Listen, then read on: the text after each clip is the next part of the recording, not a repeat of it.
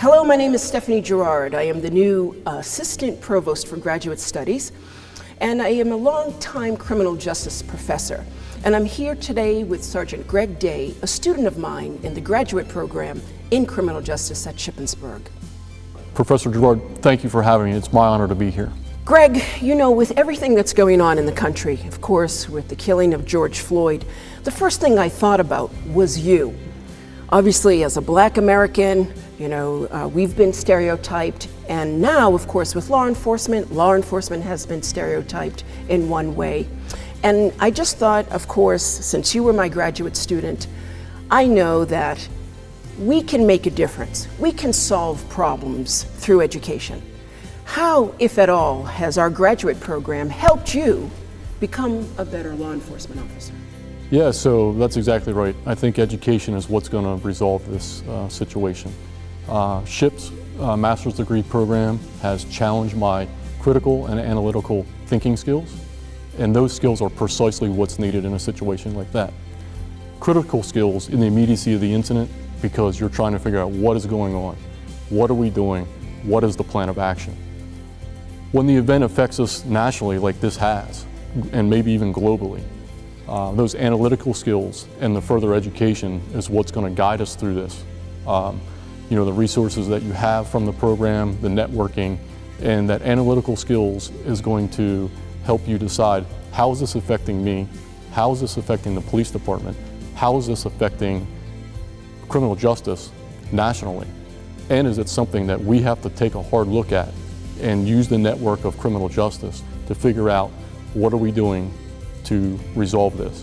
And education is what helps do that. Now, I know that you were happy to, of course, choose Shippensburg. You have long ties to Shippensburg. And even though you were in my class, because the master's program in criminal justice is online, one of the first things that we did, of course, is we went to the Supreme Court to hear oral argument. Tell me, because what I feel is that we were able to establish a relationship, which is unique to Shippensburg, even though we were online. Share with us how that experience helped you in navigating your education here. Sure. You know, it's such a wonderful question and such a wonderful experience that I still to this day have trouble describing that experience of being there. It's like going to the Kennedy Center or Red Rocks for a show, right? In law enforcement, you spend a lot of time going to local district justices, state, county, and local courtrooms. But when you arrive at that building, it's a come home moment. The thinking, the language, the arguments that have come out of that building for so long have guided criminal justice throughout time. It's our directive, it's our guidance on the street, and it is the things we are employing every day and we are arguing in court to this day.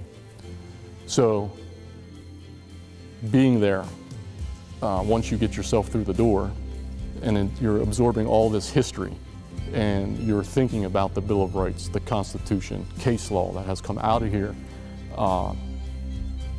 it just takes you back and it really sets at home and delivers it. And then to hear them and to see them. They are the rock stars of criminal justice, right? It is often, I've been there many times, a moving experience, which is why I insist on taking my students there, particularly grad students. And as part of that process of going through that, you were able to meet your colleagues and your fellow students.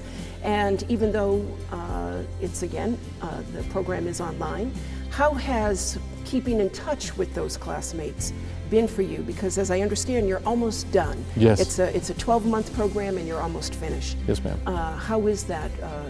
Have you kept in touch with the friends that you've made? Absolutely.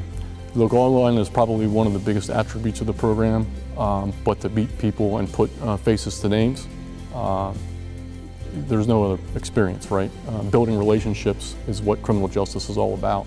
And to be able to just see those folks in that setting and to experience it with them is above anything else. And you know, we communicate to this day. And I think that we'll communicate throughout time. I'm not talking about just folks that have a law enforcement career and are in the stages of the career I am and my age. We've got fresh college graduates that are really going to take us to the next level in criminal justice. And you've got a couple of us guys that have been around for a little while, so that are going to listen to them, and we're going to try to impart whatever wisdom we've gleaned through the program and our experience on them. And to this day, we reach out to each other. And of course, as I said, I consider us friends.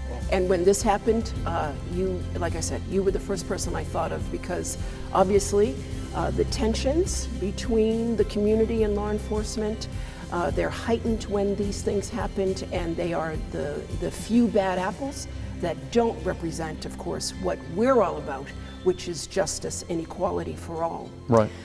How, if at all, will this degree help you in your career? Because as you say, you've been in the career for a while. Yeah. How do you see any long-term benefit from obtaining your master's? There's no question. I think that any education that you get can improve you, your police department, and those around you.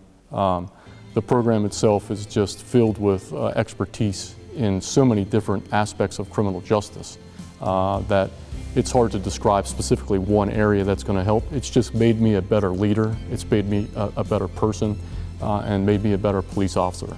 And it instills those things that we should do to everybody. Respect, right? Willing to listen, willing to help out, being understanding, being non-judgmental, and using our minds to bridge these gaps and make this a better place. Well, I know as part of my new role at Shippensburg is also as the Chief Diversity Officer. And as I and others at the SHIP community move the university forward in talking honestly and looking critically at the issue of race and discrimination, I know that I can count on you as a partner to have this discussion in the community so that we realize that we really are all on the same side. And for today, I thank you very much, and I know our friendship will endure. Thank you.